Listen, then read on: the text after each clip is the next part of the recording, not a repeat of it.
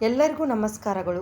ನಾವು ಈ ವಿಡಿಯೋದಲ್ಲಿ ಸಾಲುಮರದ ತಿಮ್ಮಕ್ಕ ಅವರ ಜೀವನ ಮತ್ತು ಸಾಧನೆಯ ಬಗ್ಗೆ ತಿಳಿಯೋಣ. ಸಾಲುಮರದ ತಿಮ್ಮಕ್ಕ ಜೀವನ ಪರಿಚಯ. ಸಾಲುಮರದ ತಿಮ್ಮಕ್ಕ ಅವರು ಕರ್ನಾಟಕದ ಪ್ರಸಿದ್ಧ ಪರಿಸರ ಸಂರಕ್ಷಕಿ.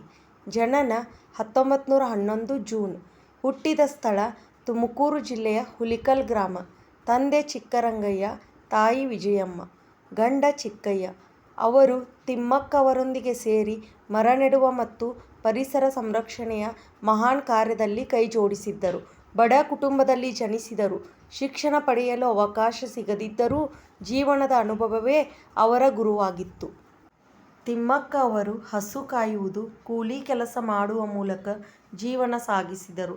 ಅವರ ಪತಿ ಸಾಲುಮರದ ತಿಮ್ಮಪ್ಪ ದಂಪತಿಗಳಿಗೆ ಮಕ್ಕಳಿರಲಿಲ್ಲ. ಇದರಿಂದಲೇ ಅವರು ಮರಗಳನ್ನು ತಮ್ಮ ಮಕ್ಕಳಂತೆ ಪೋಷಿಸುವ ನಿರ್ಧಾರ ಕೈಗೊಂಡರು. ಪರಿಸರ ಸೇವೆ ಮತ್ತು ಸಾಧನೆಗಳು.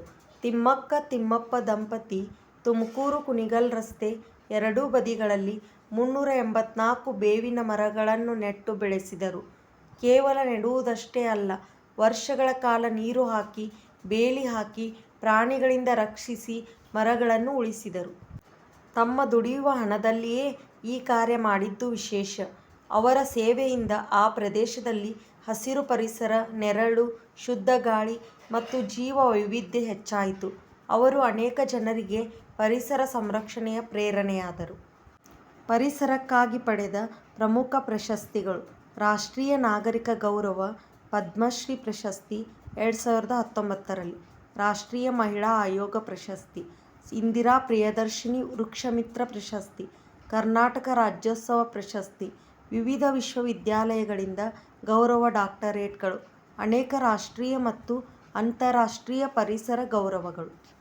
ವಿಶೇಷತೆ: ಅಶಿಕ್ಷಿತೆಯಾಗಿದ್ದರೂ ವಿಶ್ವಪ್ರಸಿದ್ಧ ಪರಿಸರ ಸೇವಕಿ. ವೃಕ್ಷಮಾತೆ ಎಂಬ ಗೌರವನಾಮ.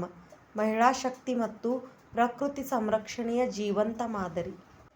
ತಿಮ್ಮಕ್ಕ ಅವರು ಮಹಿಳಾ ಶಕ್ತಿ ಮತ್ತು ಪ್ರಕೃತಿ ಸಂರಕ್ಷಣೆಯ ಜೀವಂತ ಮಾದರಿ. ಬಡತನ, ವಯಸ್ಸು ಮತ್ತು ಸಾಮಾಜಿಕ ಅಡೆತಡೆಗಳ ನಡುವೆಯೂ ಅವರು ಕೈಬಿಡದೆ ಪರಿಸರ ಸೇವೆ ಮಾಡಿದವರು.